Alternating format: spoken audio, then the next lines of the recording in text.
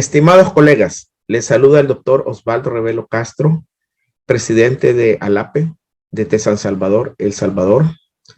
Quiero darles la más cordial bienvenida a esta jornada virtual titulada Origen temprano de las enfermedades no transmisibles y que ha sido organizada por el recién creado Comité de Enfermedades No Transmisibles de ALAPE, integrado por reconocidos pediatras de nuestras asociaciones y sociedades filiales que detallo a continuación.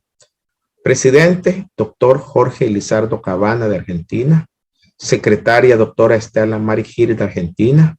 Vocales titulares, doctor Eliar Douglas Carranza Coello de Honduras. Doctora María Berenice Mercado Villegas de México. Doctora María Elena Calderón Vargas del Perú. Y lo integran también la doctora Gladys Esther León Jiménez del Ecuador. Luis García Marcos de España. Doctor Jorge Mario Pérez Esquilá de Guatemala, doctora María Mercedes Portillo de Paraguay, doctora María Cristina Medina de Paraguay, doctor Rosario Jurado de Uruguay y doctora Rosario Satriano del Uruguay. El Consejo Directivo de ALAPE se siente muy complacido por la acogida que tuvo este comité por nuestras filiales y les desea muchos éxitos en su labor académica y científica. Esta noche contaremos con la participación de 4 reconocidos pediatras que serán presentados por nuestro moderador y primer conferencista de la noche, el doctor Jorge Cabana, con la charla Pediatría y Prevención de Enfermedades No Transmisibles en Latinoamérica. El doctor Cabana es médico pediatra y neonatólogo, expresidente de la Sociedad Argentina de Pediatría SAP, presidente de la Subcomisión de Derechos del Niño de la SAP y presidente del Comité de Enfermedades No Transmisibles de ALAPE. Bienvenido, doctor Cabana.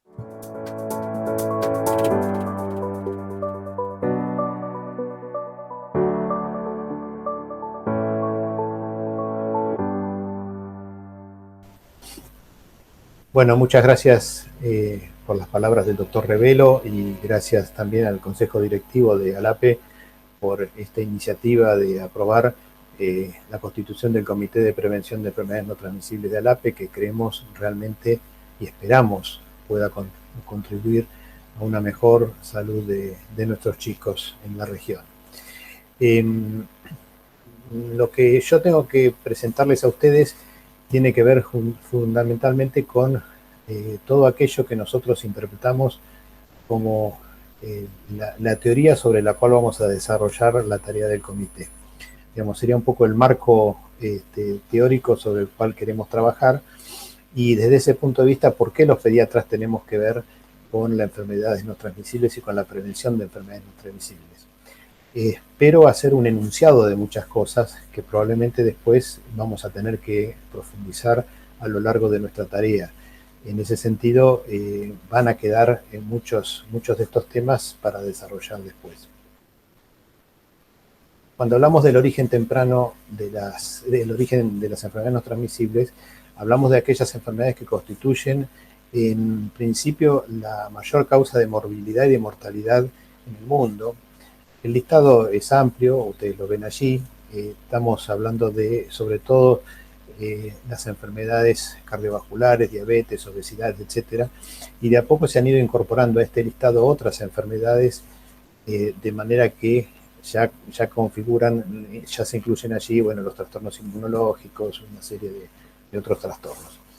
El panorama de las enfermedades no transmisibles en la región de las Américas, para tener una idea de qué estamos hablando, es de que el 81% de las muertes en total están provocadas por enfermedades no transmisibles.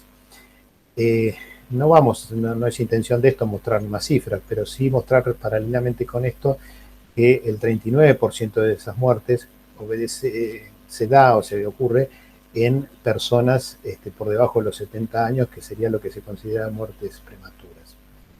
Desde este punto de vista, otra cosa que hay que tener en cuenta, que está marcado también en las cifras, es que fundamentalmente afectan las enfermedades no transmisibles a los países de menos recursos y a los grupos más vulnerables en los países aún los de mayores recursos.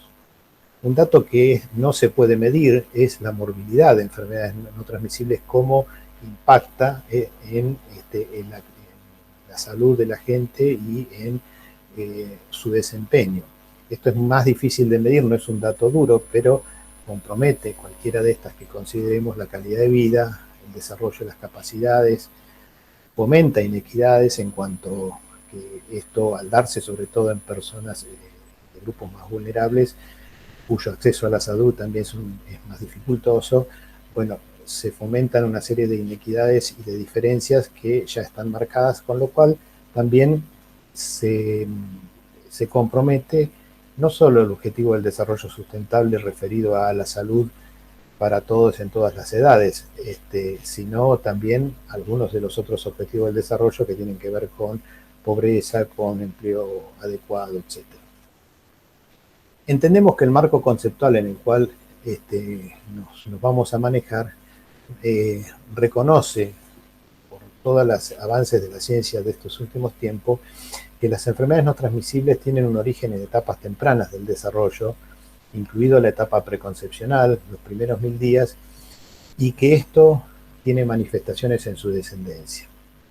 Este marco conceptual va a constituir un desafío para la salud, particularmente para la salud materno-infanto-juvenil, porque, digamos, somos quienes nos ocupamos de esta primera etapa de la vida, estamos tomando un compromiso no solamente con esta generación, sino con las futuras.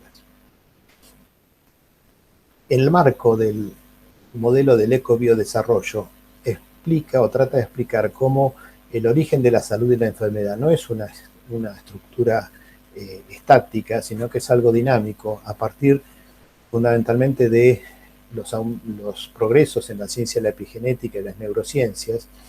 Hemos pasado a considerar que la biología tiene modificaciones o va sufriendo adaptaciones que no son otras que adaptaciones a estímulos que van surgiendo del ambiente, sea el ambiente intrauterino, el ambiente de la madre o el ambiente externo, con disruptores endocrinos, con tóxicos ambientales.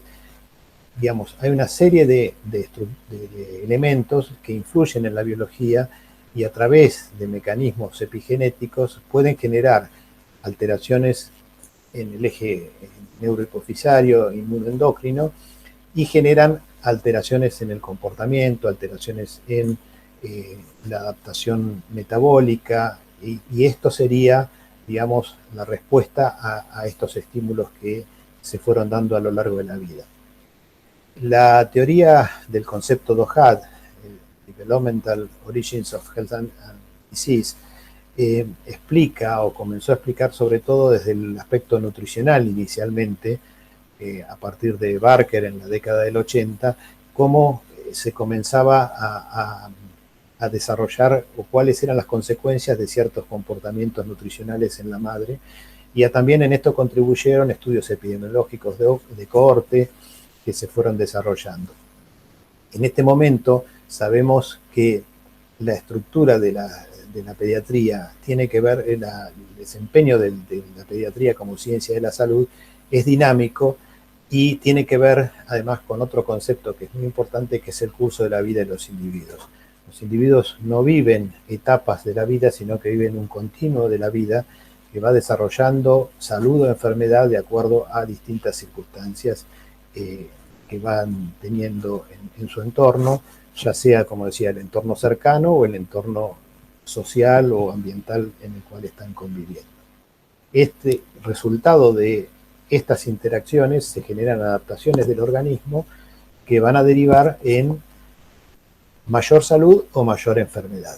Un buen comienzo en la vida significa mayor salud, un mal comienzo en la vida significa mayor enfermedad.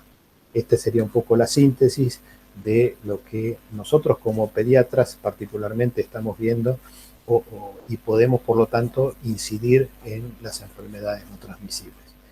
Desde otro punto de vista, nosotros estamos, digamos, como sobre todo desde la pediatría, creo que la palabra prevenir es una palabra que la tenemos grabada a fuego desde que empezamos con nuestras actividades.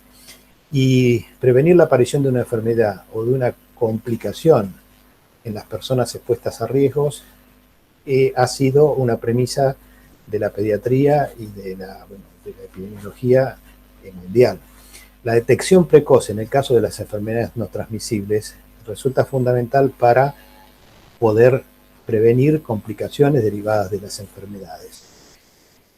Esto está muy bien, esto se llama atención en prevención primaria, pero a la luz de los conocimientos que tenemos del origen temprano de las enfermedades no transmisibles, no alcanza. Digamos, nosotros está muy bien que tengamos programas de detección precoz de cualquiera de las enfermedades no transmisibles que hemos mencionado.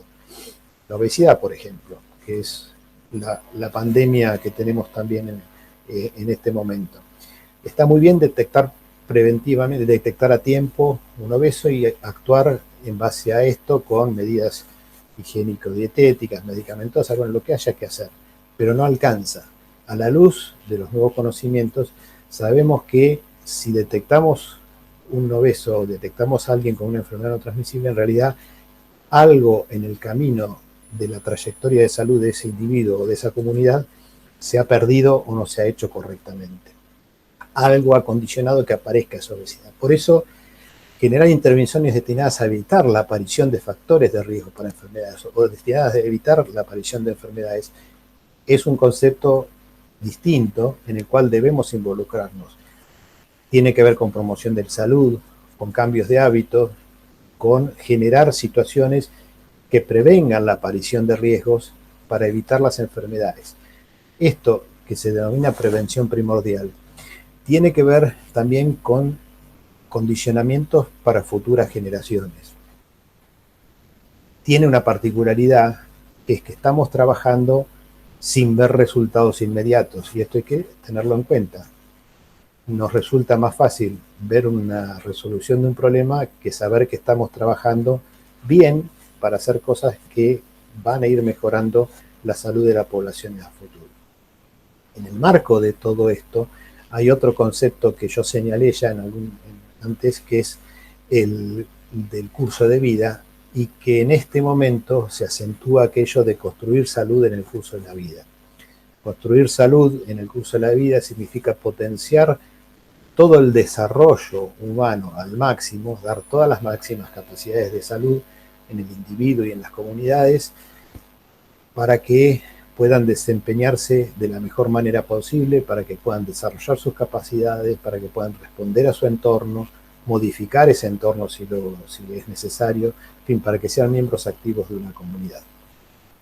Como dije al principio, hay mucho de esto que tenemos que después ir profundizándolo o charlándolo más extensamente. Esto, sin ninguna duda, tiene que ver con políticas públicas, tiene que ver con acciones interseccionales y interdisciplinarias. Muchas de estas cosas que decimos de los cambios de actitudes y de prevención no son posibles desde el punto de vista, desde el ámbito exclusivamente de la salud, pero sin ninguna duda redimensionan de alguna manera el accionar nuestro como encargados de la salud en el sector materno-infantil. Los primeros 1000 días, pero no solamente los 1000 días, los primeros 20 años de un individuo pasan a ser fundamentales para ese individuo y para las futuras generaciones.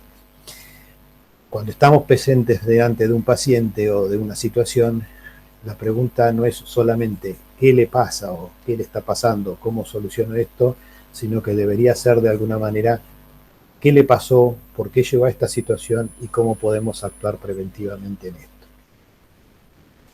En este marco teórico, en este marco conceptual que estoy presentando, el Comité de Prevención de Enfermedades No Transmisibles se ha propuesto, concientizar sobre la importancia de las no transmisibles, de su origen en etapas tempranas y de la trascendencia para futuras generaciones, en colaborar en las intervenciones tempranas oportunas que puedan darse. Pensamos que construir salud es un término que define muchas cosas para la vida de los individuos y de las comunidades, y en este sentido va a haber o habrá seguramente iniciativas que compartiremos con las filiales, que buscaremos potenciar o compartir para mejorar entre todos aquellas iniciativas que sean buenas para los chicos de nuestra región. Y para esto es necesario buscar el compromiso no solamente de los pediatras, sino, bueno, del equipo de salud. Es necesario integrar esto en la educación de pregrado, incluso, no solamente en el posgrado. En fin, hay que ampliar y llegar a toda la sociedad con este tipo de medidas. Esto ha intentado ser una definición de un marco conceptual, y para continuar con esta presentación, a los cuales yo les agradezco la atención que han tenido, les voy a presentar los disertantes. Hemos elegido para esta ocasión presentar el origen temprano de alguna de estas enfermedades que nos preocupan. En ese sentido, la primera presentación va a ser de la colega de Argentina, Débora Sabatelli, que ha contribuido, ha colaborado y hemos trabajado juntos mucho en la subcomisión DOJA de la Sociedad Argentina de Pediatría. Ella nos va a hablar sobre el origen fetal de las enfermedades no transmisibles. Débora es pediatra, es neonatóloga, es jefa de sección internación de neonatología del Hospital Fernández de Buenos Aires, es coordinadora de la Unidad de Cuidados Intensivos Neonatales del Sanatorio Mater Dei, también de Buenos Aires, es secretaria de la subcomisión DOJA de la Sociedad Argentina de Pediatría e integra, bueno, la red Mercosur, siendo editora de la revista de Neocosur. El doctor Luis García Marcos nos va a hablar del origen temprano del asma. El doctor García Marcos, de España, es catedrático de pediatría de la Universidad de Murcia, médico neumonólogo y alergólogo, pediatra en el Hospital Infantil Virgen de Arrixaca, fue vicerrector de Ciencias de la Salud y es profesor asociado de la Universidad de Santiago de Chile, director de la revista Alergología et Inmunopatología. Y en último término, la doctora María Elena Calderón Vargas, de Perú, nos va a hablar de programación metabólica, el origen temprano de la obesidad. Ella es pediatra endocrinóloga, educadora en nutrición para diabetes y obesidad, tiene una maestría en nutrición clínica y es maestrando en diabetes y obesidad con mención en manejo nutricional. Es miembro de la Sociedad Peruana de Pediatría y de la Sociedad Latinoamericana de Endocrinología Pediátrica. A los tres les agradecemos mucho su tiempo, su dedicación y el compartir con nosotros sus temas.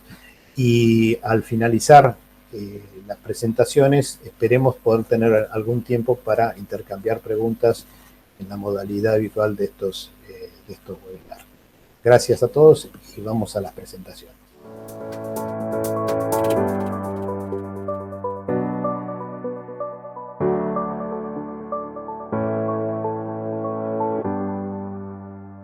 Bueno, buenas tardes a todos. Muchas gracias por la invitación. Agradezco a las autoridades de ALAPE por la invitación a esta jornada del día de hoy. Mi conferencia va a ser sobre origen fetal de las enfermedades no transmisibles. Primero tenemos que entender qué es el origen temprano de la salud y la enfermedad. El ambiente intrauterino es influenciado por un gran número de factores que son los factores maternos, las hormonas y la función placentaria. La placenta es un órgano que regula el paso vectorial de nutrientes y productos del metabolismo que incluyen el oxígeno desde la circulación de la madre a la circulación del feto y viceversa. Esta transferencia dependerá entonces directamente del propio estado nutricional de la mamá, de la carga genética del feto y de los requerimientos del feto en crecimiento. Pero es importante destacar los primeros 1000 días, ¿qué significan? Esto es el periodo que comprenden los 270 días del embarazo y los 2 primeros años de vida, que son una oportunidad única porque en ese periodo se establecen las bases para una salud y desarrollo óptimos que nos van a acompañar a lo largo de la vida. Una adecuada nutrición y cuidados de toda nuestra salud influyen durante esta ventana de los 1000 días, y no solo para que los niños puedan sobrevivir, sino también para que puedan crecer, aprender y desarrollar todo su capital biológico.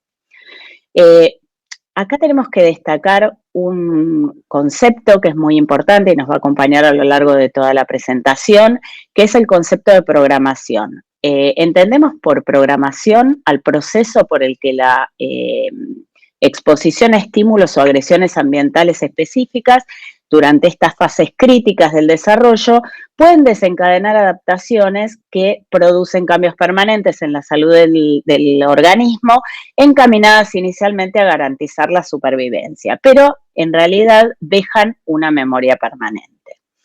En esta diapositiva de los doctores Hanson y Gluckman, que han escrito mucho sobre enfermedades crónicas, nos muestran claramente que en el curso de vida hay un periodo de mayor plasticidad, que es donde más se pueden realizar cambios y que van a tener un efecto permanente, que es este periodo, el periodo del ciclo reproductivo. Entonces, esto va a comprender el periodo prenatal y el postnatal hasta la adolescencia. Allí vamos a poder realizar cambios en nuestra vida que van a tener un impacto productivo.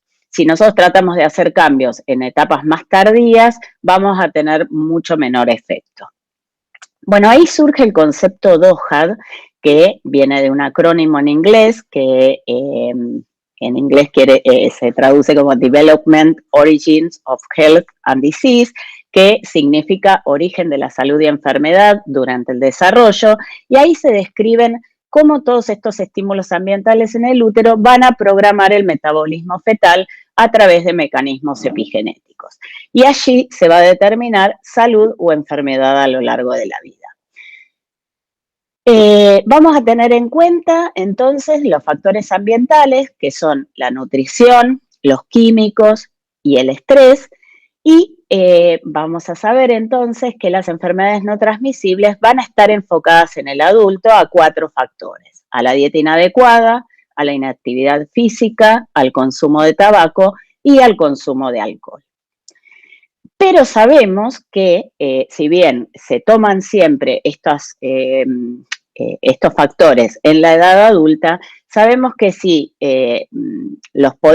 podemos cambiar algunas cosas en etapas más tempranas, como es la optimización de alimentación, la reducción del estrés y la disminución a tóxicos ambientales, vamos a poder reducir el riesgo de padecer enfermedades no transmisibles. Con respecto a nutrición, es importante tener en cuenta que en el segundo y tercer trimestre es donde se van a realizar los mayores depósitos de nutrientes esenciales para desarrollar nuestro cerebro, que está en formación. Es sabido que la mala nutrición en niñas y jóvenes adolescentes va a comprometer su salud reproductiva y va a aumentar los riesgos de resultados adversos durante el embarazo, tanto para la mamá como para el niño. Entonces, si mejoramos la nutrición y establecemos hábitos alimentarios saludables, particularmente en este grupo etario, en niñas y jóvenes adolescentes, va a fortalecerse el camino para una salud periconcepcional muchísimo más saludable y se obtiene durante todo el embarazo un mejor desarrollo y crecimiento normal del bebé. La lactancia es fundamental para la salud del bebé en el periodo postnatal, por supuesto.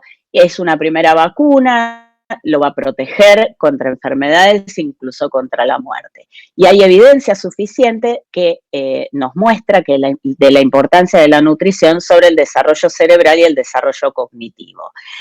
Tenemos que tener muy presente el gran impacto del crecimiento somático, del desarrollo neurológico sobre la escolaridad y la construcción del capital humano de una sociedad, porque sabemos que si el niño está bien nutrido y puede tener un desarrollo y una escolaridad normal, esa persona va a ser económicamente productiva y se va a poder insertar normalmente en una sociedad.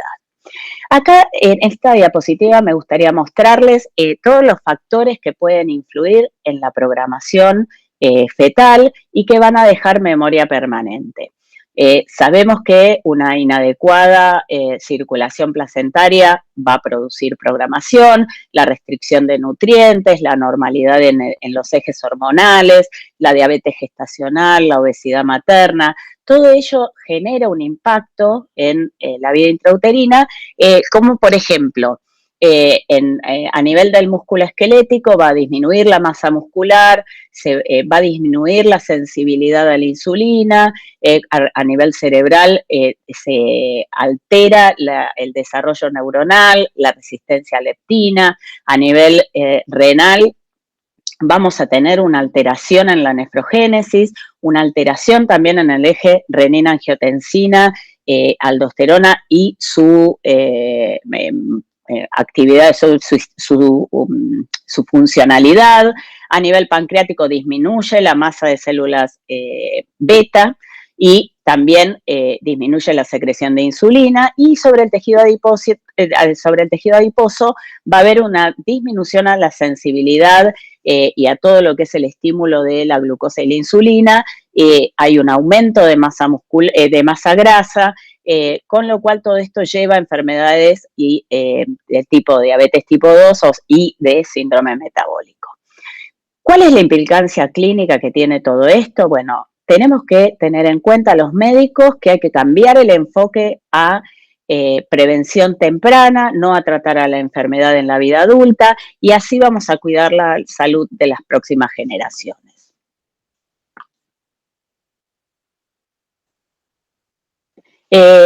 Con respecto al modelo del curso de vida, todo el concepto DOHA que habíamos estado hablando, las respuestas a los desafíos ambientales no se ven afectados por, se ven afectados por la historia previa.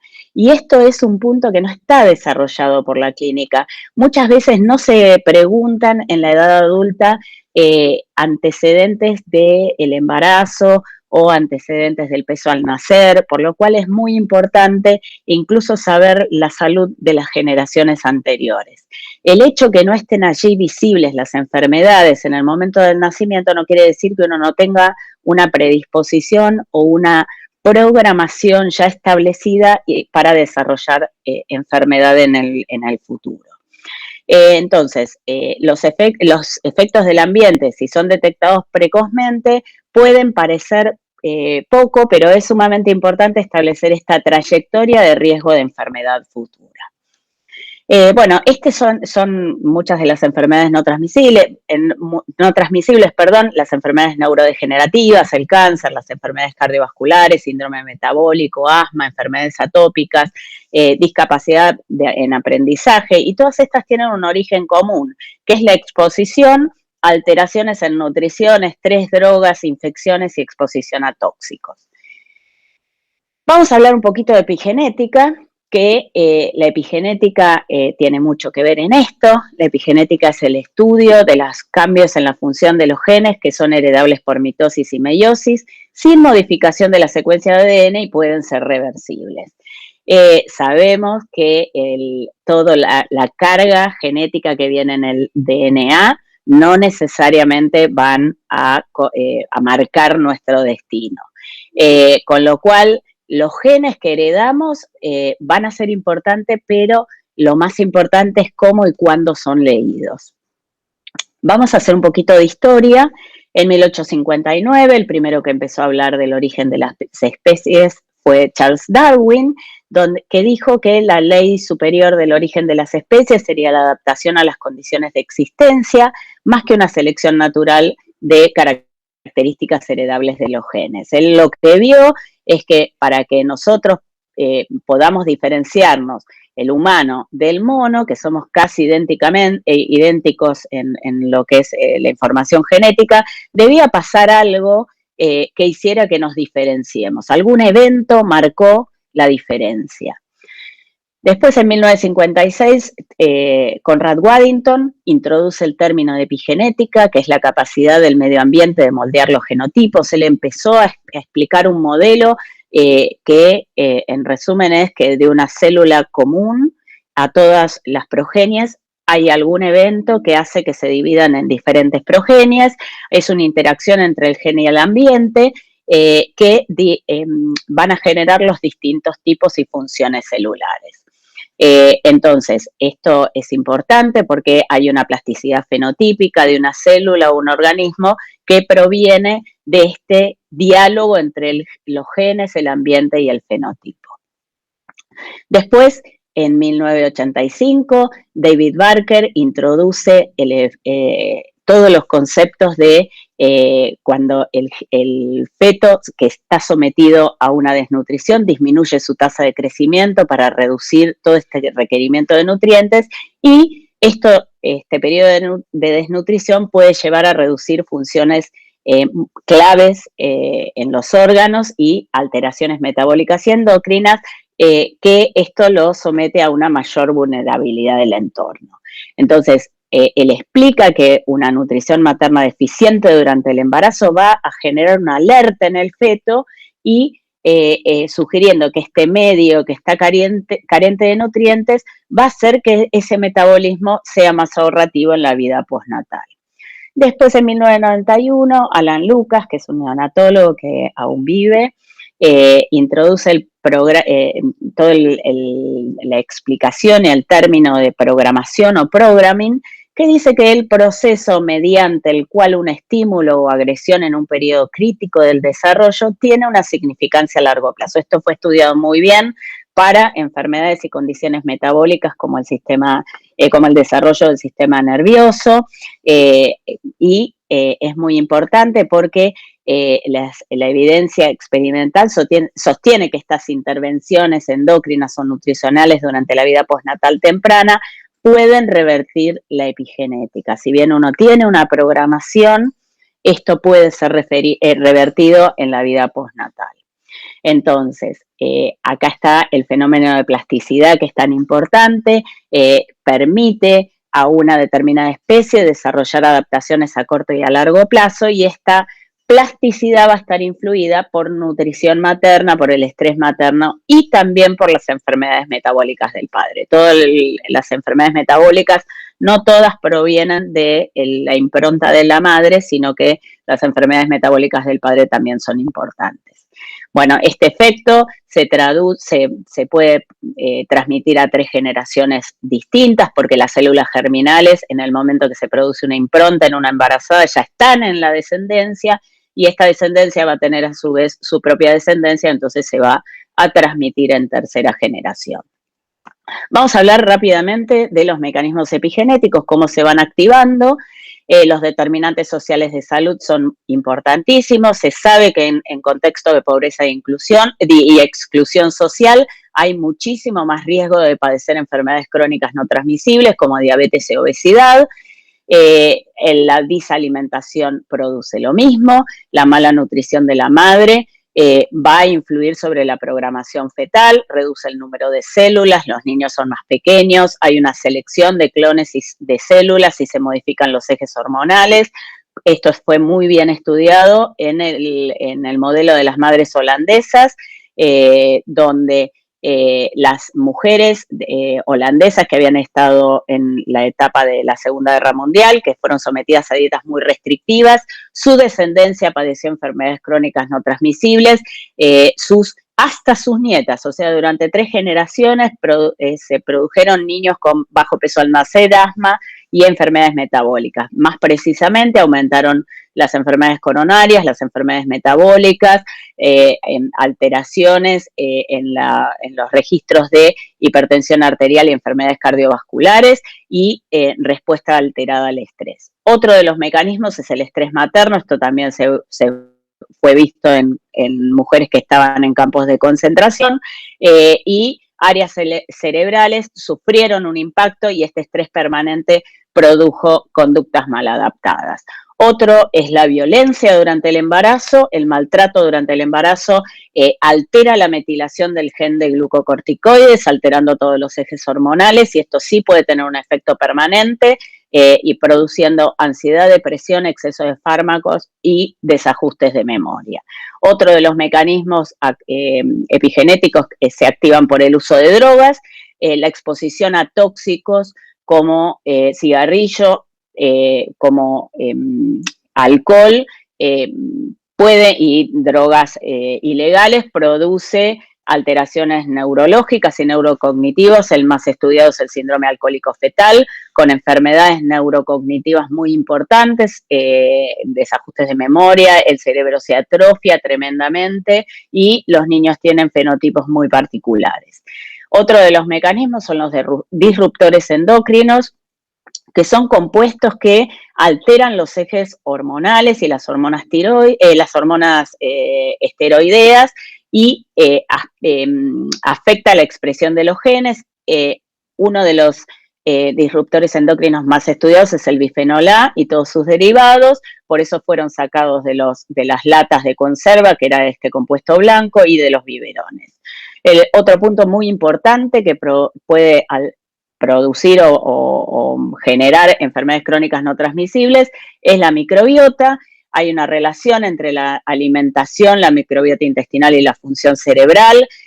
Puede producir la alteración de la microbiota, alteraciones metabólicas, inflamatorias del neurodesarrollo.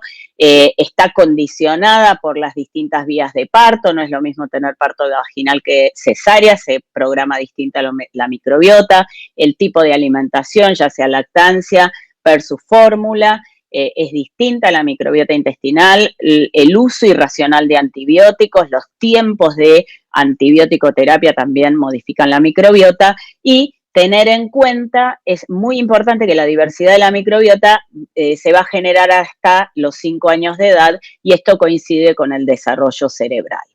Entonces, la obesidad materna durante la gestación produce mayor riesgo de asma, enfermedades alérgicas como rinitis y dermatitis atópica, cambios a nivel inmunológico, alteraciones del neurodesarrollo, riesgo de hijos obesos o con sobrepeso. El bajo peso al nacer va a asociarse a enfermedad cardiovascular, stroke y diabetes tipo 2, con aumento de la resistencia a la insulina. ¿Qué cuidados debemos tener durante el embarazo? Importante es control de peso de la embarazada, suplementación con ácido fólico y hierro para disminuir el riesgo de enfermedades del tubo neural, que esto es por un fenómeno epigenético que aumenta con el ácido fólico, aumenta la metilación, con lo cual hace que disminuya el riesgo de alteraciones del cierre del tubo neural. El hierro disminuye la anemia. Sabemos que el hierro es un importante micronutriente que es importante para el desarrollo neurocognitivo, control de la obesidad durante el embarazo de la embarazada, y ya sabemos que la baja ganancia de peso también está asociada a prematurez y retardo de crecimiento intrauterino. La obesidad durante el embarazo puede provocar enfermedades del neurodesarrollo porque produce fenómenos inflamatorios que esto afecta el encéfalo del feto. Sí es importante saber que los 9 meses de embarazo van a acompañarnos durante el resto de nuestras vidas y van a influir en nuestra salud.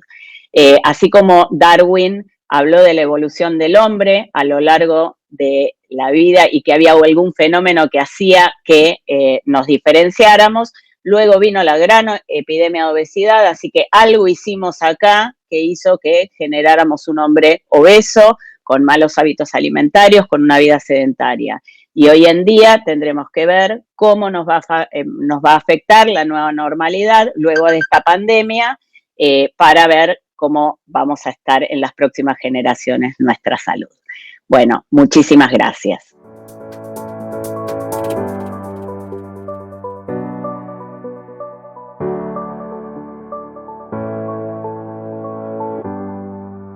Buenas tardes a todos los web asistentes y buenas noches aquí en mi tierra. Quiero empezar agradeciendo al doctor Cabana la gentileza por invitarme a este webinar o como se quiera llamar. Estamos inventando palabras nuevas a cada minuto alrededor de la pandemia y de las nuevas tecnologías. Pero el caso es que es un placer para mí estar hoy aquí para hablar durante unos 20 minutos, o espero, de los orígenes precoces del asma, dentro de este seminario organizado por el Comité de Enfermedades No Transmisibles de la ALAPE. Y yo quiero empezar pues simplemente comentando de qué vamos a hablar. Y en primer lugar quiero dejar claro cuál es el problema, la dimensión del problema, que no es pequeño, con 2 estudios que presentaré muy rápidamente. Hablaré también bastante rápidamente de algo de la herencia y de determinados factores de riesgo que actúan muy al principio del desarrollo, incluso durante el periodo fetal. Y por último, de algunos factores o potenciales factores de protección. Van a ser solo pinceladas porque no hay tiempo para mucho más, pero al menos pretendo abrir unas vías de consideración y de pensamiento respecto a cómo se puede actuar para hacer, quizá en el futuro, y no en un futuro que espero que no sea demasiado lejano, una prevención primaria de una enfermedad que es muy frecuente. Y aquí la primera pregunta es: ¿cuántos niños que tienen sibilancias recurrentes el primer año tienen asma en la adolescencia? Bueno, muchos, ahora lo veremos. Pero antes que nada vamos a ver cuántos niños tienen asma en la adolescencia. Y en este mapa mundi del estudio Isaac, que se está actualizando de hecho en este momento, en un periodo probablemente de un par de meses o 3 tendremos un mapa actualizado, pero que se va a parecer bastante a este, pues nos da una idea de dónde estamos. Y dónde estamos si uno tiene en cuenta que, por ejemplo, los rombos de color amarillo representan entre un 10 y un 20% de prevalencia de asma a la edad de 13-14 años, pues las cosas no son fáciles.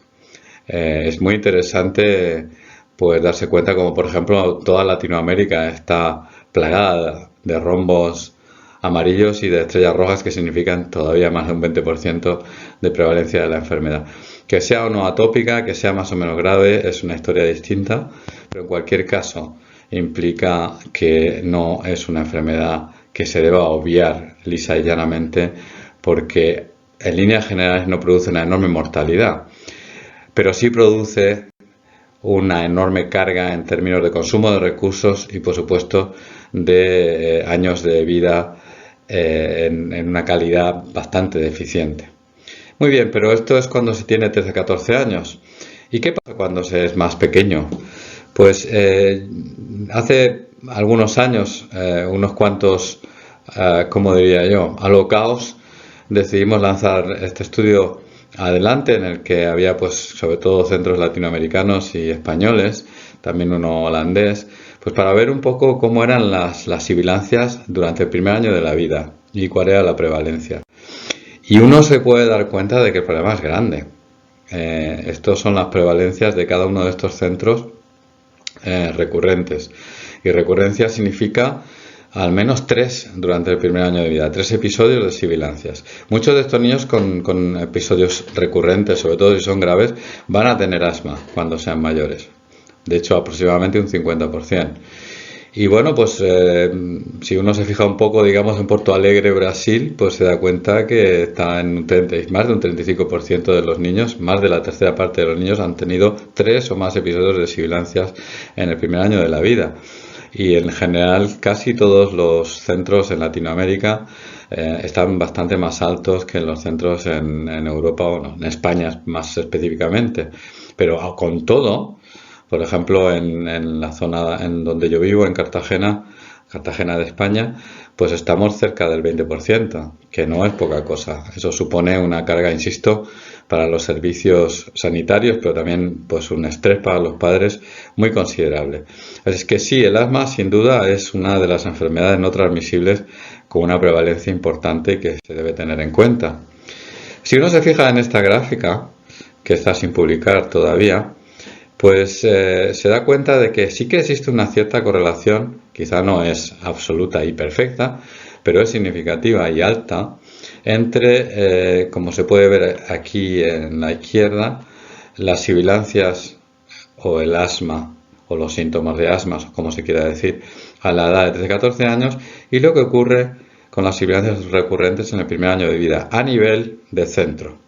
De los centros que tienen, o las áreas geográficas, vamos a decir así, de las que se tienen datos, en donde hay una mayor prevalencia de sibilancias recurrentes el primer año de vida, hay también una mayor prevalencia de asma en la adolescencia. Así que hay una conexión, probablemente mayor de lo que se puede, digamos, detectar a nivel de centro, y en 2 estudios que son distintos en el tiempo y en el espacio, pero en cualquier caso hay una indicativa importante. La herencia, evidentemente, en el asma es importante y lo sabemos desde siempre. Y no daría para varias charlas exclusivamente hablar de la herencia, pero yo solamente quiero dar un par de pinceladas respecto a la herencia de la atopia, la capacidad de hacerse alérgico a lo que tenemos alrededor o de sensibilizarse con síntomas, en este caso con síntomas de asma, y luego también la importancia que tiene el pulmón, que es el órgano diana. Muchas veces nos olvidamos de que, por lo menos los alergólogos pediatras, de que el pulmón per se es, digamos, el responsable o el protagonista del asma, y como consecuencia pues hay que ponerlo dentro de la ecuación. No es un problema solamente de atopia ni de alergia. Pero bueno, vemos aquí en esta gráfica una asociación o una correlación, de hecho, entre la IgE específica en sangre de cordón y la IgE específica en la sangre materna, y se ve pues que hay una correlación bastante buena, diciendo o explicando hasta cierto punto que hay una herencia de la capacidad de ser atópico. Y bueno, los antecedentes alérgicos en los padres sabemos que son muy importantes en la alergia de los niños. A mí me gustaría resaltar que aunque esto es así, en este caso concreto, por ejemplo, si dividimos los antecedentes en asma o rinoconjuntivitis y ponemos sin ningún tipo de antecedente como base, vemos que lo que parece influir más en el caso del asma en el niño es que los padres tengan asma. El hecho de que tengan o no rinoconjuntivitis, como se puede hacer aquí, no cambia demasiado la asociación. Y de hecho, cuando solo es rinoconjuntivitis, el niño no parece tener más asma que el propio control. Lo que, bueno, a mí me hace dudar de lo que se llama vía aérea única y que nos llevaría también quizá demasiado lejos esta tarde o esta noche. Y otra de las cosas que quería incidir es en cómo los niños que tienen un índice predictivo de asma positivo, y no entraré en explicar eso porque, insisto, no hay demasiado tiempo, tienen ya una función pulmonar en el lactante que es más pequeña que los niños que tienen un índice predictivo de asma negativo. Es que el hecho, digamos, de tener un score que empuja al niño a tener asma, ya, aunque no haya tenido crisis, nos está señalando un pulmón que por alguna razón tiene una función más baja de lo que sería normal. Venga, hay determinados aspectos que a veces uno no se para a pensar, como por ejemplo la edad en la madre. El otro día alguien comentaba en una de las reuniones que hemos tenido por Zoom lo importante de los embarazos en adolescentes. Pues el hecho de que la madre sea una adolescente, pues parece que tiene importancia, igual que tiene la prematuridad, lo veremos luego. Pero por ejemplo, y este también es un estudio ecológico, la prevalencia de sibilancias graves en los niños de 13-14 años se relaciona bastante bien con los nacimientos por 1000 en mujeres de 15 a 19 años. Cuanto más nacimientos hay de embarazadas muy jóvenes, pues más, digamos, prevalencia hay de asma o de asma grave en este caso concreto. Pero es importante porque a veces las cosas no funcionan igual en todos los sitios. Esto es lo que ocurre en los países desarrollados. Pero en Latinoamérica, porque me preocupé de ver exactamente en Latinoamérica qué pasaba, esa relación no es tan clara. Hay una cierta relación positiva, pero no significativa. De manera que posiblemente hay una serie de circunstancias que interaccionan entre ellas y que hace que un determinado ambiente actúe de una manera o de otra. Pero en cualquier caso sí que se nos indica cómo la edad de la madre, la edad muy joven de la madre, puede ser de hecho un factor de riesgo. ¿Cómo se media eso o no? Es una discusión que probablemente está fuera de lo que podemos ver esta tarde.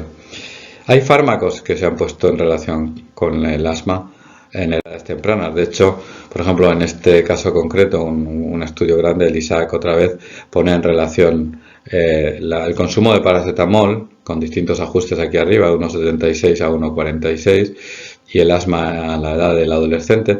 Pero uno puede pensar a veces, bueno, en realidad es que estos niños tienen una infección respiratoria y entonces tienen algo de fiebre, la infección respiratoria les provoca una crisis de asma y le dan paracetamol también. Pero claro, eso que en el asma es explicable, ya no es tan explicable cuando también, como se puede ver aquí, hay una asociación entre tomar paracetamol y eczema.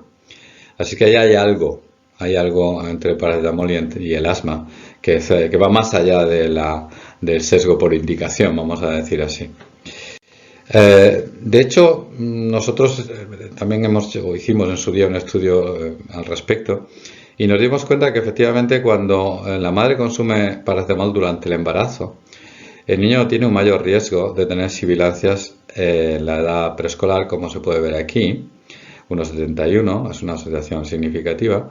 Pero curiosamente, esta asociación positiva y significativa es distinta si las madres son asmáticas que deja de haber esa asociación, o si las madres no son asmáticas. No sé si se ve en este momento porque da la sensación de que mi pantalla me está tapando las cifras, pero sí se puede ver aquí que 1,74 es más o menos esta relación y es significativa también, pueden creer.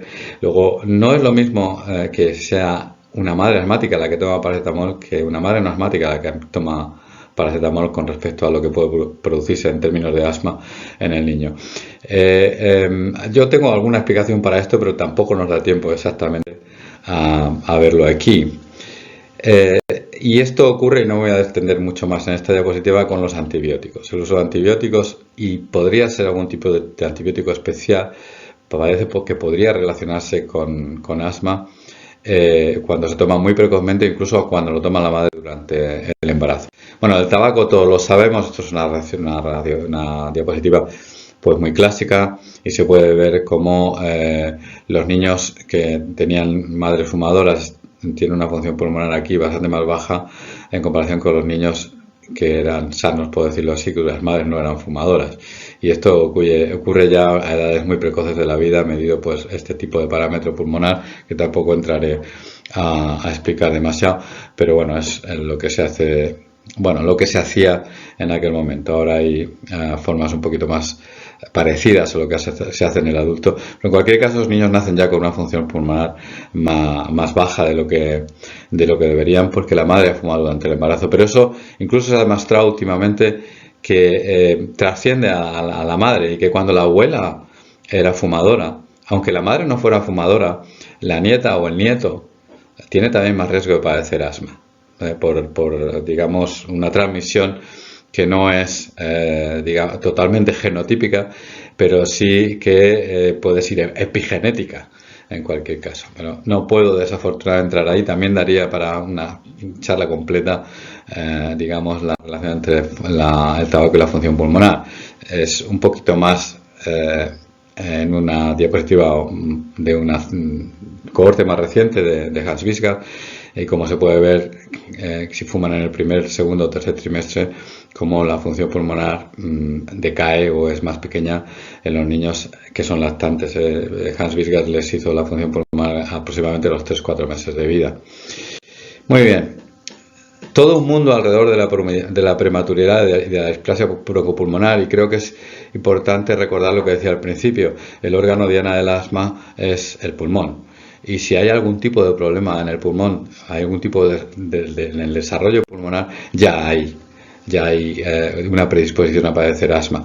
Y este es un clásico estudio en el que se ve cómo midiendo la función pulmonar muy al principio de la vida y al año posterior en niños que son, digamos, normales y niños que son prematuros, casi todos los parámetros de función pulmonar están disminuidos en los niños prematuros en relación a los niños que no son prematuros. Pero lo que es más importante para mí y de este estudio en particular es que no existe un catch-up como si puede existir, por ejemplo, en la talla, de esa función pulmonar. Los niños que nacen con función pulmonar más baja se mantienen con esa función pulmonar más baja al año después, y de hecho se ha demostrado en estudios posteriores que siguen teniendo una función pulmonar más baja, lo cual pues los aboca al riesgo de asma. Hay también la posibilidad de dedicar horas y horas a la relación entre infecciones respiratorias, específicamente por determinados virus, y la aparición de asma posterior. Sin duda, las infecciones virales son la causa de exacerbaciones de asma más frecuentes, pero eso no quiere decir que causen asma.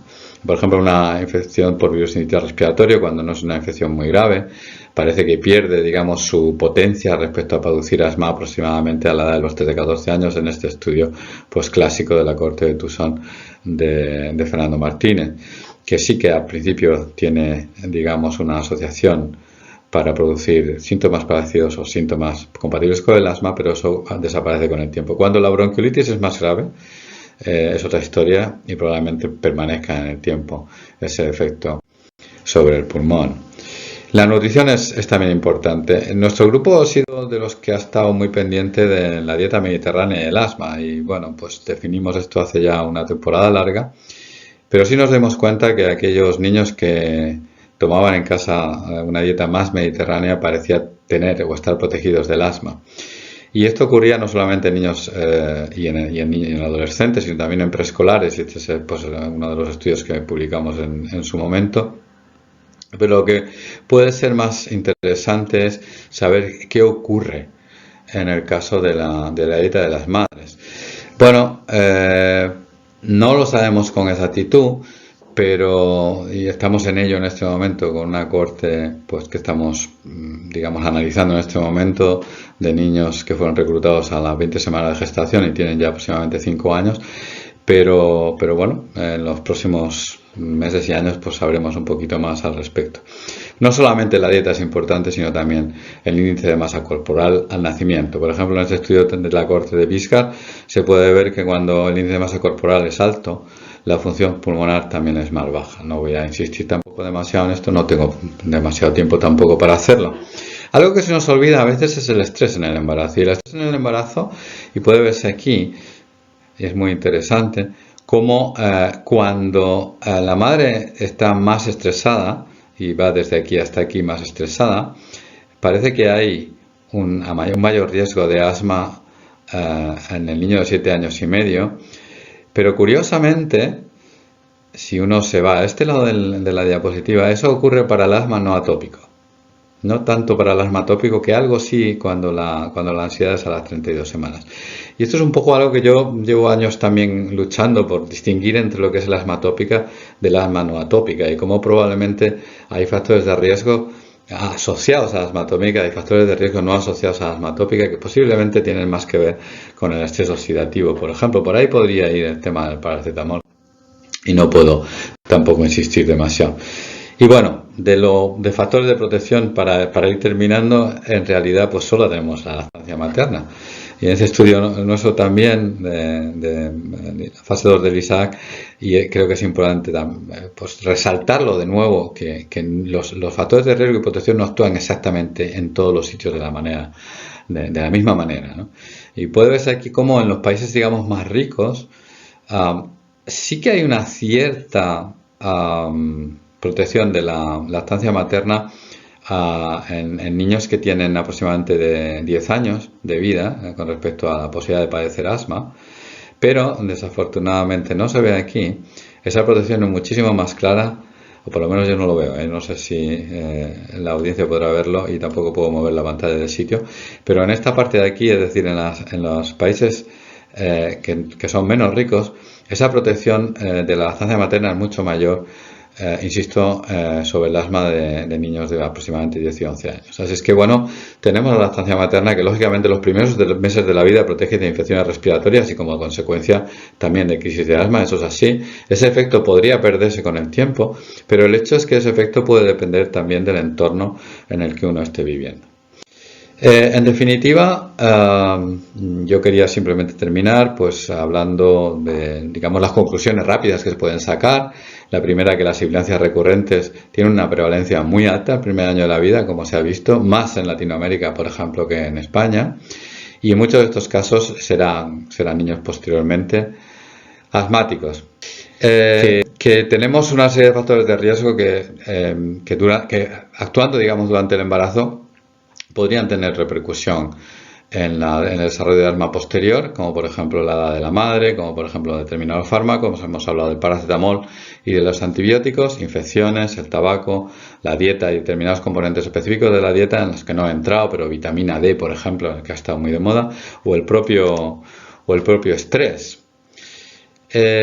No sabemos muy bien cómo funcionan o cómo actúan estos mecanismos o estos factores de riesgo, cuáles son sus mecanismos, que posiblemente, o al menos en parte, podrían actuar sobre el desarrollo normal del pulmón fetal.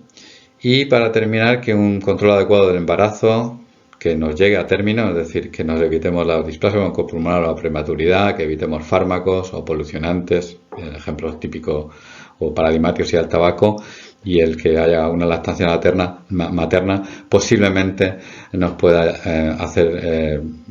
ejercer una cierta protección de la aparición de asma en el futuro. Pero insisto, Este es el gran reto en este momento, la prevención primaria de la enfermedad, de una enfermedad que, como hemos visto, es una enfermedad muy frecuente y que dentro de las enfermedades no transmisibles en la infancia, pues está ahí a la cabeza de ellas. Muchísimas gracias por su atención.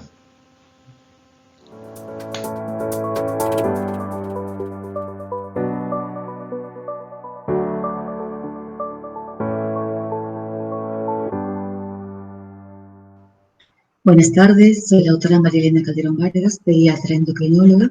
Reciban ustedes un cordial saludo de la Sociedad Peruana de Pediatría, esperando se encuentren bien. Agradezco al doctor Cabana por la invitación a participar en estas jornadas. Hoy vamos a hablar sobre programación metabólica y origen temprano de la obesidad. ¿Qué panorama nos ofrece el 2021 la obesidad? Vamos a ver que en los últimos 25 años la prevalencia mundial de la obesidad se ha triplicado. Ya para el 2016, 1.900 millones de adultos en el mundo tenían sobrepeso y de estos 650 millones tenían obesidad. Las proyecciones para el 2030 indican que más del 40% de la población del planeta tendrá sobrepeso y más de la quinta parte será obesa. La región de las Américas tiene la prevalencia más alta de todas las regiones. Niños. Para el 2015, 42 millones de niños preescolares, de estos casi 75% viviendo en países en desarrollo, tenían sobrepeso y obesidad. Además, está observando un incremento alarmante de la prevalencia en países de ingresos bajos y medianos. Para el 2016, 340 millones entre niños y adolescentes de edades de 5 a 19 años tenían sobrepeso y obesidad. Latinoamérica además se enfrenta otra carga de enfermedad nutricional. Por un lado, la desnutrición con la deficiencia de micronutrientes y por otro lado, el aumento de prevalencia de sobrepeso y obesidad infantil. Los estimados para el 2020 de tener niños de 5 a 19 años con obesidad eran de 158 millones en todo el mundo y para el 2030 era de 254 millones, teniendo un incremento de casi 100 millones en 10 años. Esto sin tener en cuenta que entre el 2019 y el 2020 nos íbamos a enfrentar a otra epidemia, el COVID-19. Las autoridades gubernamentales y de salud, en un intento de controlar la propagación de la enfermedad, dictaron medidas de restricción, confinamiento, cierre de escuelas, teletrabajo, lo que ha generado cambios en los comportamientos alimentarios en todos los grupos etarios, aumentamos las tasas de prevalencia y obesidad, y en pediatría esto no es diferente.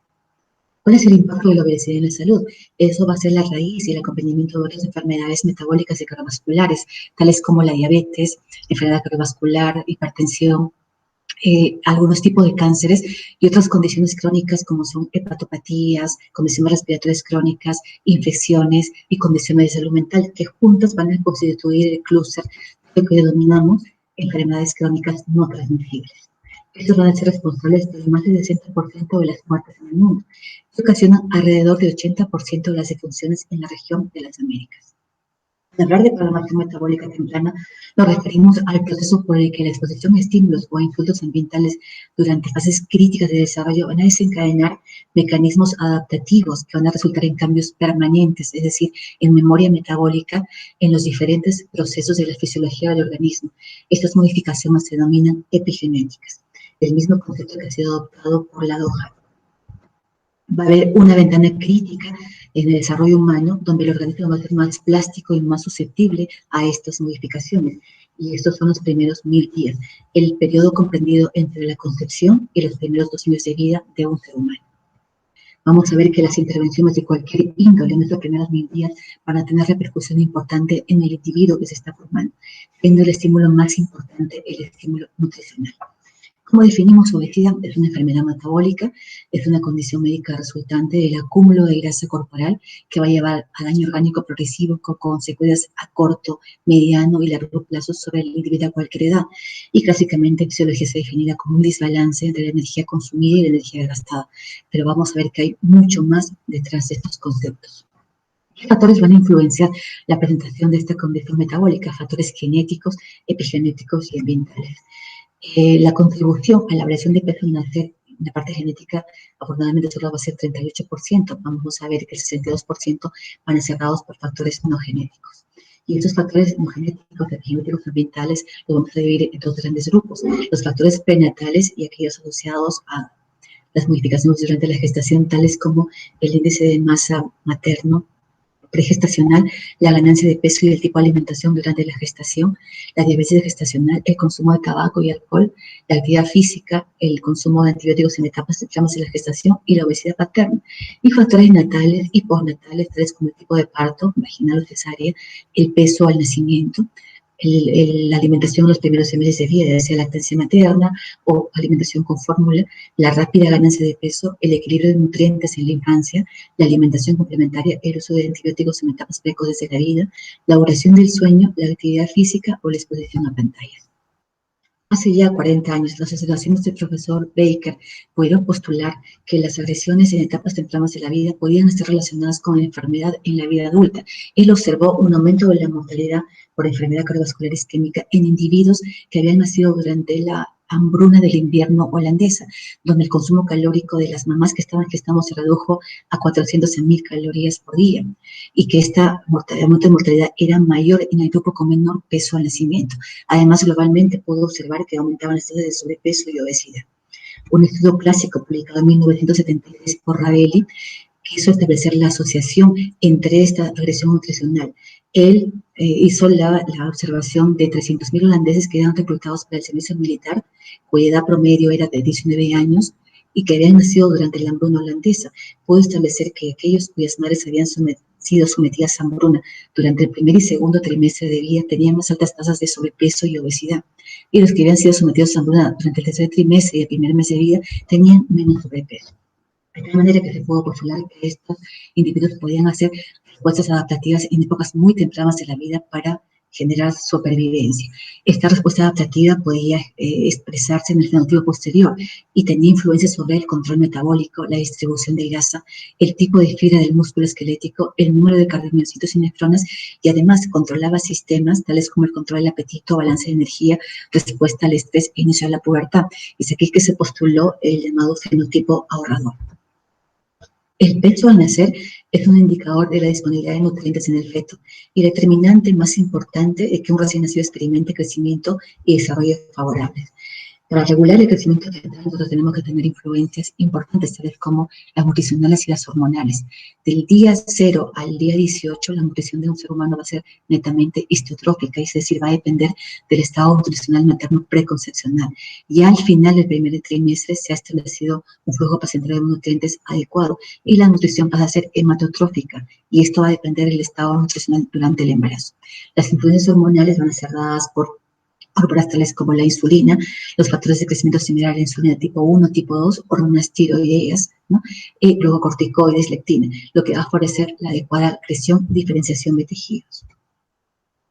Nosotros tenemos en cuenta que en esta primera etapa lo que vamos a expresar no es nuestra dotación genética, vamos a favorecer la hiperplasia y hipertrofia de tejidos, vamos a esbozar los órganos de tejidos, garantizando la viabilidad del nuevo ser. Sin embargo, en los trimestres posteriores, si nosotros tenemos otras influencias, esta expresión génica puede ser modificada, generando hipertrofia y hiperplasia en forma adecuada si esas expresiones son correctas, o puede haber alteración de desarrollo y de maduración, programando a la progenie a una programación metabólica no adecuada. Para esto nosotros debemos garantizar una adecuada suficiencia placentaria, con adecuados tamaños y morfología de la placenta, adecuadas secreciones endocrinas y adecuados números de transportadores de nutrientes. ¿Qué sucede en una madre que llega a la gestación con desnutrición? Habitualmente está asociado a tener anemias carenciales como déficit de macro y micronutrientes, déficit de vitaminas, va a tener un estado ya de desregulación metabólica por estas carencias, además va a estar asociado a estrés con aumentos de los niveles de cortisol y generar una inflamación crónica persistente. Además, se ha visto que muchas mamás llegan con un índice de masa corporal disminuido, lo que nos va a dar idea de los depósitos de grasa. Pueden estar asociados también con lesiones en los primeros meses del embarazo, como hemesis gravídica, y muchas de estas mujeres vienen de ambientes poco favorecidos, es decir, con poca cobertura de salud y poca seguridad alimentaria. Otro grupo importante que tenemos en este modelo son los embarazos adolescentes, donde muchas niñas aún no han completado crecimiento. ¿Qué va a condicionar todo ello? Defectos en los sistemas maternos de distribución de nutrientes, es decir, insuficiencia placentaria.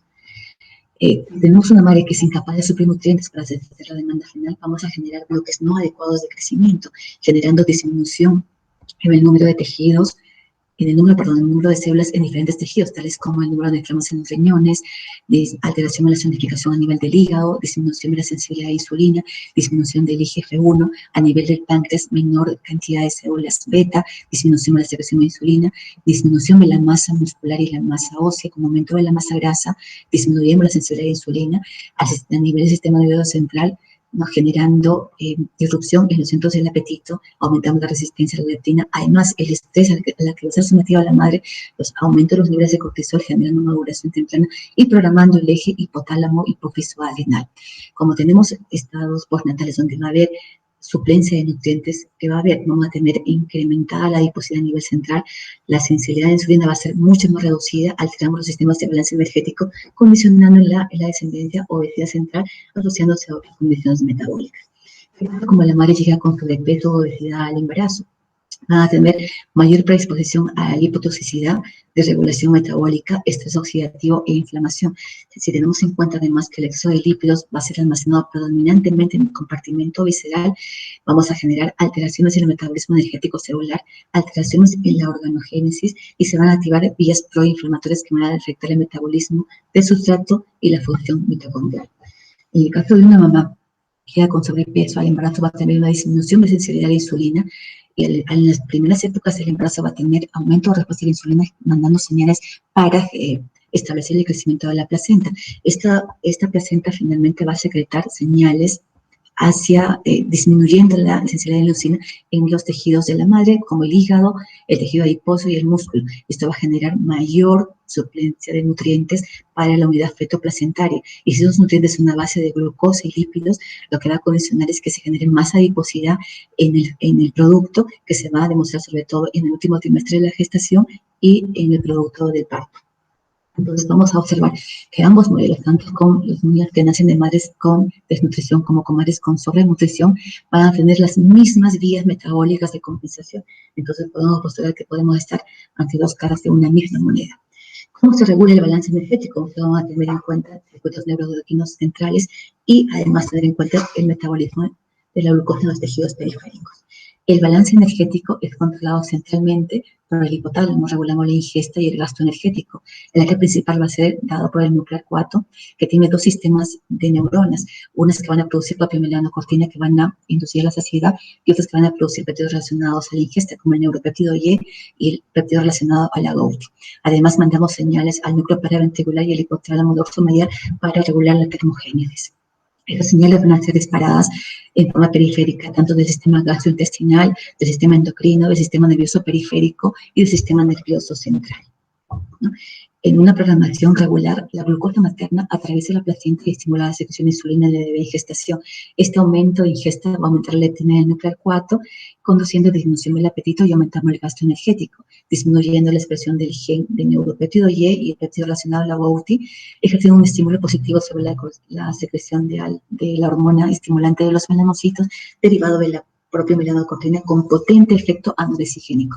Además, van a mandar señales para estimular el núcleo ventromedial que controla la termorregulación, particularmente a nivel del tejido graso pardo, regulando la actividad termogénica más que la ingesta. ¿Qué sucede? Como tenemos exceso de glucosa al final de la gestación, lo que vamos a tener como respuesta compensadora es un aumento de la expresión del RNA mensajero, intentando aumentar la señal anoresigénica. Sin embargo, si vemos lo contrario, tenemos una restricción calórica que se perpetúa, lo que vamos a tener es disminución de receptores de leptina, condicionando en la descendencia una hiperfagia postnatal temprana con aumento de la grasa, sobre todo depósitos a nivel visceral. En modelos ratones obesos se ha visto también que hay desacoplamiento de leptina con su receptor a nivel central, generando disrupción de la traducción de señales anoresigénicas y resistencia a la acción de la leptina. En lactantes nacidos con bajo peso de nacimiento, lo que se ha visto también son señales celulares alteradas, teniendo una respuesta orexigénica incrementada. Esto va a aumentar la expresión de neuronas que produzcan neuropéptido Y, intentando generar la respuesta orexigénica sobre las neuronas que van a producir papimelanocortina. Además, se ha visto que en lactantes que son alimentados con mamás que consumen mucha grasa, va a haber una alteración en los sensores de nutrimentos, incrementando los niveles de CIR1, ¿no? Y si esto se perpetúa, van a generar más resistencia a la insulina. Además, disminución de los niveles del sistema enzimático AMP quinasa, que está involucrado con la regulación energética, sobre todo en tejidos periféricos. Entonces podemos postular que los eventos nutricionales por defecto o por exceso van a malprogramar las interacciones en mesas cerebrales, produciendo cambios epigenéticos en el umbral de las neuronas a diferentes hormonas. ¿Qué sucede con la ingesta de azúcares? El consumo de alimentos ricos en sacarosa va a conducir a una disrupción de la regulación del ciclo hambre-saciedad y además alterar las preferencias en el gusto, contribuyendo a la obesidad. Los efectos del azúcar sobre el organismo van a ser similares al alcohol y a algunos opioides. Una dieta materna en el embarazo o durante la lactancia ricas en sacarosa, lo que va a condicionar es una adipogénesis incrementada, una disrupción de las vías de desarrollo hipotalámicas, sobre todo aquellas involucradas en el balance energético, y alteraciones en las señales de hambre y saciedad, condicionando a la descendencia a tener más obesidad y otras condiciones metabólicas asociadas. El músculo es el principal tejido periférico de oxidación de la glucosa y los ácidos grasos. Vamos a entonces saber que el periodo de desarrollo muscular fetal va a determinar el funcionamiento de este en la época postnatal. Este funcionamiento va a estar dado por influencias hormonales tales como la insulina e IGF-1. Esta influencia es común a otro sistema, al sistema fosfatidinoacetil 3-fosfato AKT, y este sistema va a ser involucrado en aspectos de crecimiento y la supervivencia, tales como la síntesis y gradación de proteínas.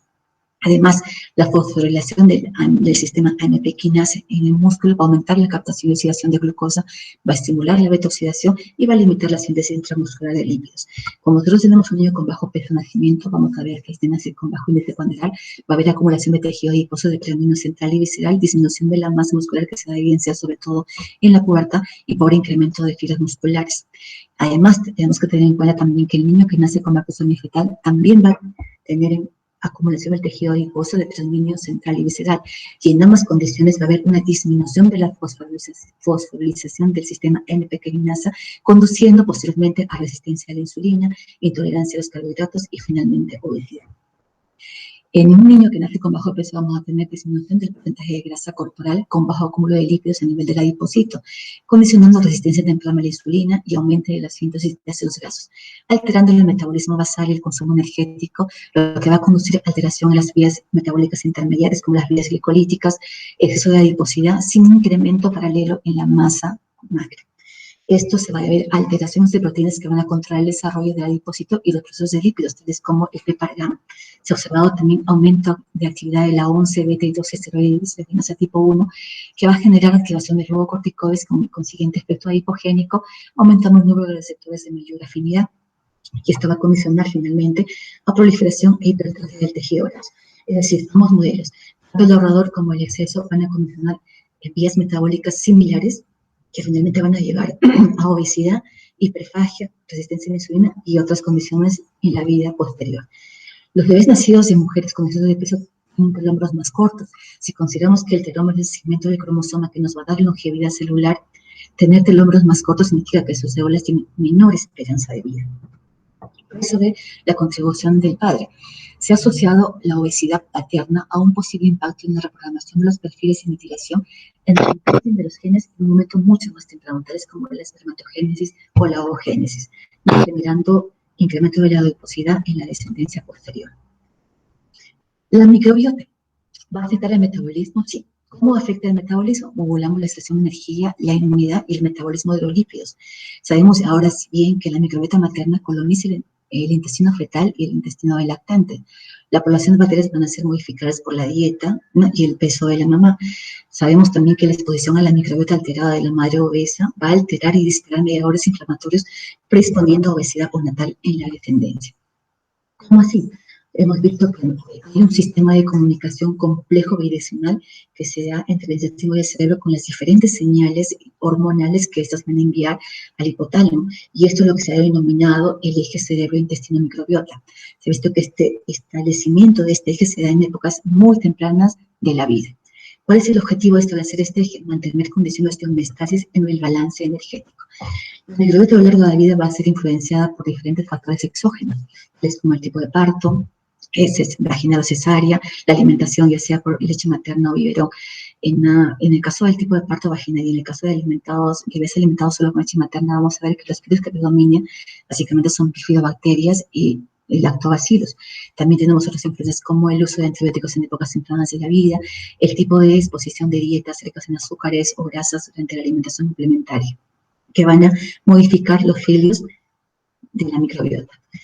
En individuos obesos se ha visto que existe una disbiosis intestinal, y esta disbiosis intestinal ha tenido consecuencias como tener una mayor capacidad para almacenar energía de la dieta, va a influir en la expresión de genes del hueso para regular el metabolismo de lípidos y glucosa en sitios periféricos.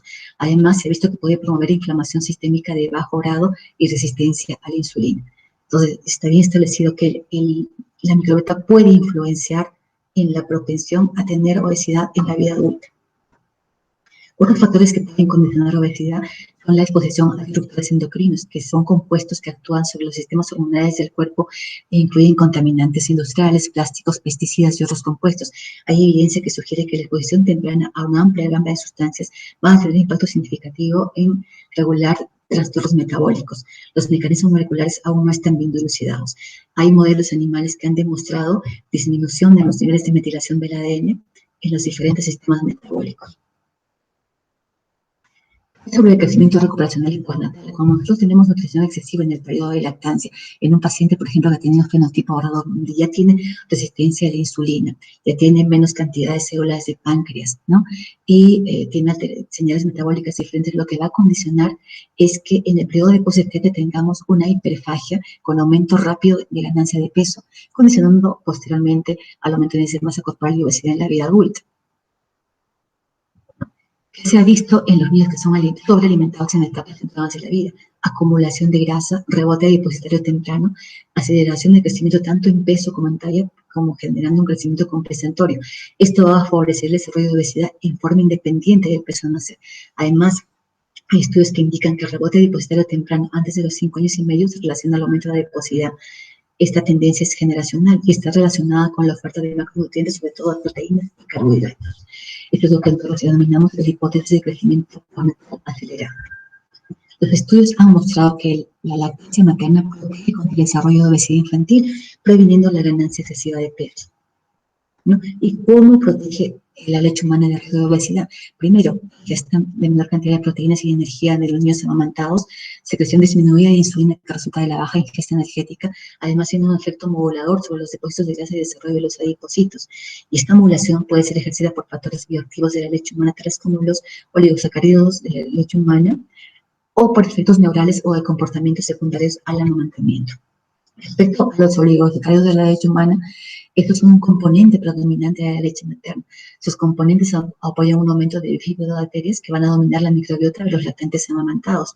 Se ha visto que determinados oligosacáridos podrían afectar el desarrollo de sobrepeso y obesidad indirectamente al alterar la estructura o función de la microbiota intestinal, y esto va a estar relacionado con el balance de energía. Además, van a afectar las respuestas de las células epiteliales del intestino, que puede tener un efecto más directo sobre el crecimiento infantil y la composición corporal. Estudios de lactantes fortificados con diferentes HMOs han mostrado diferencias en aumentos en la masa magra y en la masa grasa. ¿Qué pasa con la leche materna de mamás que tienen obesidad o diabetes gestacional? Se han encontrado niveles más altos de glucosa e insulina de leche de mamás con diabetes tipo 2. Además, se ha visto que tienen niveles aumentados de ácidos grasos proinflamatorios y niveles disminuidos de ácidos grasos con propiedades antiinflamatorias y de omega 3 y omega 6. Esto podría condicionar alteraciones en la instalación de la microbiota. En las leches de mamás que están expuestas a factores endocrinos, tales como el beta-hexaclorociclohexano, aparte de tener un riesgo aumentado de tener niños con bajo peso de nacimiento, se ha visto que también tienen un crecimiento restringido lactante. Y en el seguimiento de estos niños se ha visto que tienen un índice de masa corporal aumentado a los 7 años.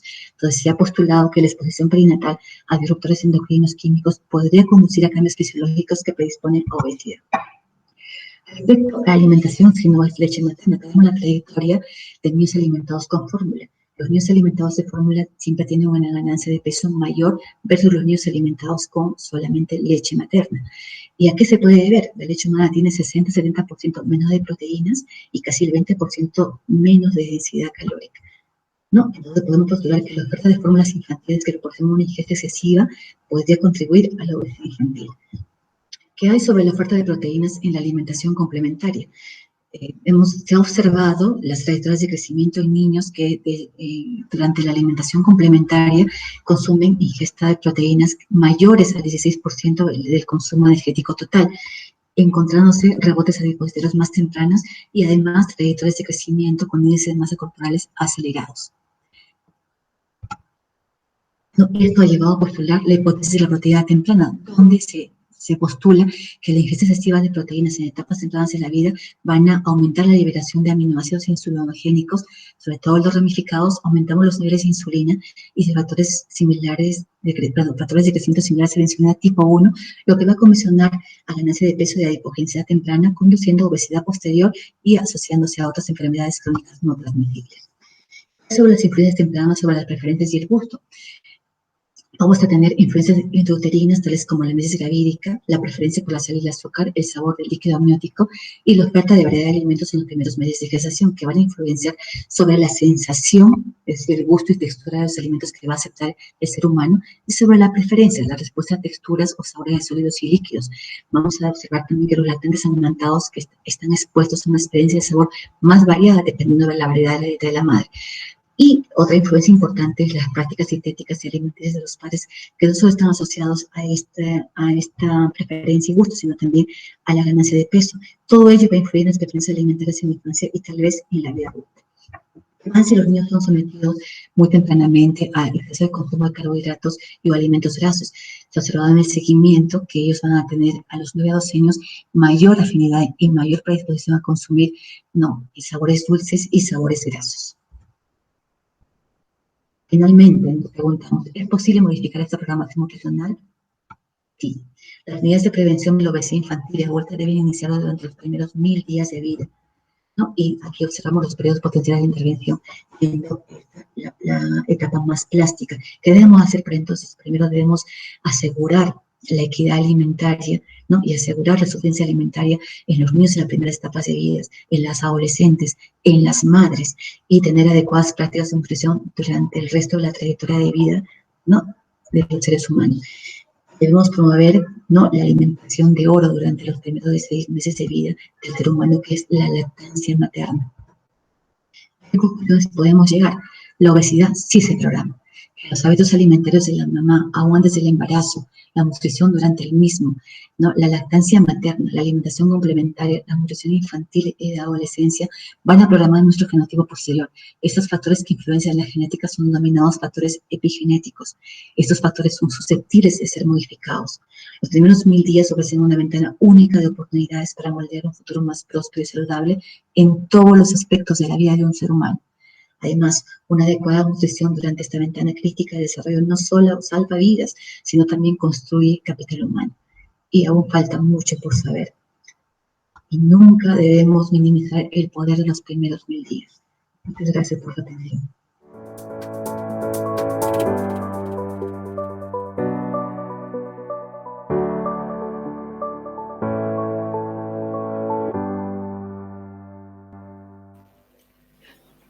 Gracias a todos por sus presentaciones, por compartir con nosotros sus experticias en estos temas y como han dicho varios, realmente son pinceladas, como decía Luis, o temas que quedan ahí colgando porque hay muchas cosas para poder seguir profundizando. Nos quedan escasos minutos para alguna pregunta que vamos a tratar de ir resolviendo. Les pido breves respuestas. Débora, vos nos presentaste un panorama de, digamos, de las enfermedades del origen fetal en términos generales. Hablaste de programación, nos hablaste de plasticidad, nos diste concepto DOHAD, bueno, pero en los pediatras que nos resolvemos o que tenemos nuestra tarea en el consultorio, en el hospital, en las salas, bueno, en lo que cada uno desarrollamos. ¿Cómo enfocarías vos una primer consulta buscando antecedentes de este tipo? ¿Cuál sería tu consejo en 2 minutos, digamos, en 5 minutos como mucho? Estamos muy breves. Bueno, me parece que es una oportunidad única también la consulta en el consultorio, porque uno puede indagar y preguntar muchos antecedentes y ver también cómo es la historia previa, cómo fue el embarazo de la mujer. O sea, uno tiene al niño en el consultorio, pero uno puede hablar con la mamá, ver cómo cursó ese embarazo, a qué cosas estuvo expuesta, cómo eran sus hábitos previos al embarazo, cómo había sido su propia adolescencia también, a ver si había estado expuesta a fármacos, expuesta a tóxicos, en dónde vivía. Me parece que es importante recabar toda esa información, que no solamente es revisar al niño cuando está en el consultorio, sino indagar un poquito los antecedentes, y eso nos va a dar una idea de la programación que tiene ese paciente y qué es lo que tengo que esperar. Si uno sabe el peso del nacimiento del bebé, que eso uno lo averigua en la primera consulta, sabe que si fue un bajo peso uno tiene que buscar hipertensión en la primera infancia, ir viendo este tema de si fue un bajo peso, estar esperando que sus hábitos alimentarios tienen que ser muy dirigidos por todo esto que dijo la doctora con respecto a cómo se programa la obesidad posterior. Entonces me parece que la consulta en el consultorio es una oportunidad única también. Hay que investigar también cómo es el ambiente socioeconómico de esa familia, porque eso también lo va a predisponer a no tener una dieta demasiado variada o una dieta que sea acorde a las etapas que tiene que tener el niño. Así que me parece que es importante eso. Sí, digamos, rejerarquizar o revalorar la famosa anamnesis, ¿no es cierto? Sí, que lleva su tiempo, que nos permite conocer muchas cosas, pero que muchas veces está relacionado también incluso esto, bueno, con las condiciones con las que uno realiza el trabajo profesional, ¿no es cierto? O sea, no siempre el tiempo juega a favor nuestro, pero sin duda herramienta barata como es la anamnesis no hay otra, y aporta bastante para esto. Luis, había acá una pregunta para ti, digamos, en relación con el desarrollo del asma en la infancia. ¿Qué te parece o cuál es tu criterio en que puede estar influyendo más? ¿El desarrollo inmune del chico, el desarrollo precoz, el desarrollo del pulmón? ¿Qué podrías decir respecto a esto? Sí, en 2 minutos también. Yo creo que hay 2 vías que pueden ser, en este caso, complementarias. Y sí que es verdad que es fundamental la programación del sistema inmunológico durante el embarazo y en las primeras semanas, yo diría, y meses, que tienen mucho que ver con la lactancia, que tienen que ver con digamos, el aura microbiológica que rodea al niño, y eso pues le puede llevar hacia una componente más TH2 que TH1, etcétera. Pero se nos olvida, y yo creo que lo mencioné en la charla, se nos olvida muchas veces el desarrollo pulmonar en sí mismo como órgano diana del asma. Y yo creo que es importante el desarrollo. Y hemos visto en la charla cómo había un paralelismo entre los niños que eran prematuros y que seguían teniendo la función pulmonar baja en relación a los términos. De hecho, hay un término relativamente nuevo en neumología que es la disanapsis, y es como el pulmón no crece armónicamente, por decirlo así. Entonces, esos niños, por ejemplo, que son prematuros y que hacen un engorde mucho más rápido que los niños que son términos, pues bueno, aunque hayan hecho un catch-up o hayan llegado al peso que deberían llegar en un momento dado, resulta que la alveolización no es tan buena o no es armónica, y como consecuencia hay un, digamos, desequilibrio entre la masa o el peso del pulmón y su alveolización. Y todas estas cosas que ocurren al principio de la vida, la verdad es que los neumólogos pediatras no conocemos mucho, pero probablemente en el futuro tendrán su importancia. Y luego está también, lo he comentado, todos los temas relacionados con la oxidorreducción. Yo creo que son importantes y muchas veces se nos olvidan. A veces la alergia, digamos, lo cubre todo y no nos deja ver el bosque. Y hay más bosque, hay bosque más allá de la alergia, vamos a concluir. Está bien. Quiero compartirles acá un comentario de Julia Fernández, que nos dice que los pediatras tenemos cada vez más conciencia de estos temas, pero donde se debe enfatizar es en los cursos de pregrado y en el resto de la formación de los estudiantes, etcétera. No lo voy a leer todo, Julia, discúlpame, pero digamos, creo que estamos totalmente de acuerdo, y lo dijimos, esto no va solamente de la mano de los pediatras, sino de todo el equipo de salud y aún más de otros sectores también. Doctora Calderón, María Elena, ¿considerás posible modular la programación metabólica? Considerando un chico que ya es obeso, que ya tiene, digamos, sobrepeso o obesidad, ¿se puede modular de alguna manera? Te queda un minuto Sí, para poder decir algo, más o menos. afortunadamente sí. Sí, se ha demostrado que los niveles de metilación pueden ser modificados durante toda la vida, afortunadamente, ¿no? Sino que el periodo de los 1000 días es el más plástico. Entonces, si nosotros tenemos que intervenir, no solamente tomando los antecedentes, como dijo la otra Sabatini, no tenemos que intervenir no solo en toda la familia, no solo es dieta sana, sino tal vez ofrecer dieta rica en donadores de metilo, cambios de vida, sueño, actividad física, por supuesto que sí. ¿No? A toda edad se puede modular la programación, a toda edad se puede modificar la metilación. ¿No? Lo ideal es decir más temprano, pero sí podemos. Bien. Bueno, yo les vuelvo a agradecer a ustedes y a quienes nos han seguido a través de estas videoconferencias. Realmente creemos que es un comienzo de algo que tenemos que seguir profundizando, trabajando y, bueno, ver cómo llevamos esto a la práctica, tanto en lo personal como sociedad. Quiero comentarles para hacer el cierre de que ALAPE ha tomado un compromiso formal respecto a la prevención de enfermedades no transmisibles, no solamente con la creación de este comité, sino con un documento que está en la página web, ustedes tienen ahí la referencia, en el cual, bueno, hace una serie de consideraciones de la importancia de las enfermedades no transmisibles, de cuáles son algunos considerandos de actitudes o actividades que podríamos hacer los pediatras. Muchas de estas las vamos a encontrar como buenas prácticas pediátricas ya conocidas por todos, pero que adquieren otra dimensión. Y finalmente el documento termina poniendo 2 párrafos que dicen, primero, que toda esta prevención tiene que pasar por un manejo intersectorial y transdisciplinario, y segundo, que convoca a las filiales de ALAPE a adherirse a este documento, bueno, y a desarrollar actividades de forma conjunta, etc.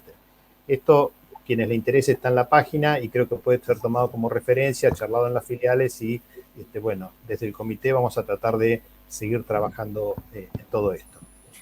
Nuevamente, gracias a todos ustedes. Se nos acaba el tiempo, nos quedan 20 segundos escasos, hemos sido muy prolijos. Nos seguiremos viendo en próximos encuentros para seguir charlando de todo esto. Gracias y buenas noches. Buenas noches.